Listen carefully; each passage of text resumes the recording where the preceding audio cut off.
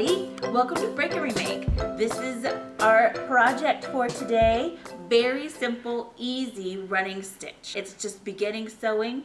We basted last episode, so I wanted to show you exactly how to do this, because what we're going to do with our baste at the end of this is I'll show you how to gather it up so you make a nice little gathered piece. And then I'll also show you how to do a more permanent stitch. I'll help you get better at hand sewing so we can do more projects in the future with hand sewing. All right, let's get started.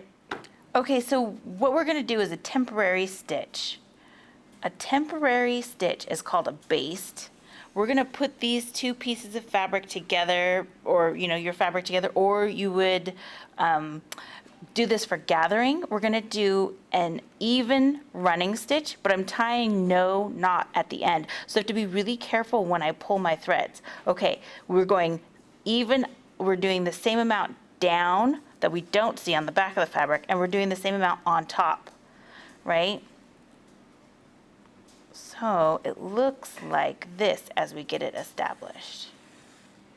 I'm holding my thumb here so I don't pull my stitches out, because that's always sad. So sad. And then once you get the hang of this, you can go pretty fast. Whoa, make sure your thread doesn't knot. That's always terrible. And you see my little tail got stuck back into the fabric. I'm going to pull him out. And that means I need to adjust my thread. What I'm going to do is I'm going to hold my thumb on the fabric and pull my thread so the tail is a little bit shorter now. So now my tail is right here.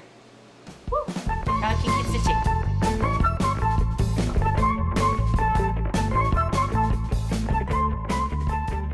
Super easy, super basic, super fast. This is the baste, right?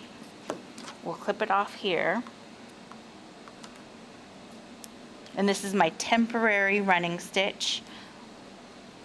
Now I'll show you how to do a more permanent running stitch. So I've got the knot at the end of my thread here. I want to make this running stitch permanent. Now I'm going to do the same thing, except for my knot will stop the thread from coming all the way out. Okay. So I'm making these stitches smaller because these are going to be permanent forever stitches. We want them to hold more of the fabric together all at once.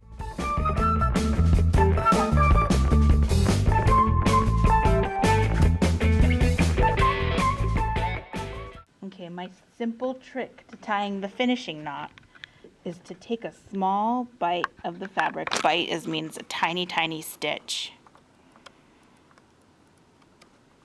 See my tiny little stitch? Push the needle through. I always put my thumb over my work so I don't get crazy knots. Right, I stop when I'm here. I come through this loop and I draw it down tight to the fabric.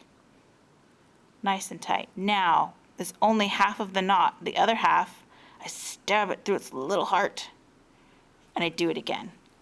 Come down so it's a tiny little loop.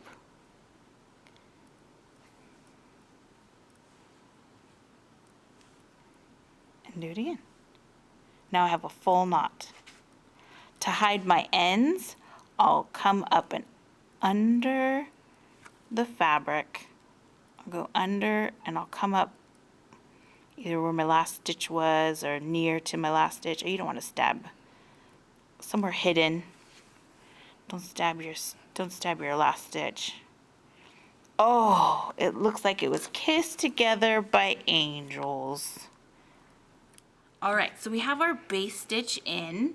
Now we can start pulling our thread. Pull from both sides so you don't pull off the end. That's terrible when that happens. Oh, it's so sad.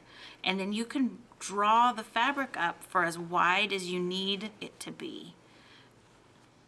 All right, everybody, thank you for watching. And let me know if there's any other tips or tricks you'd like to learn. And I will show you how to do them.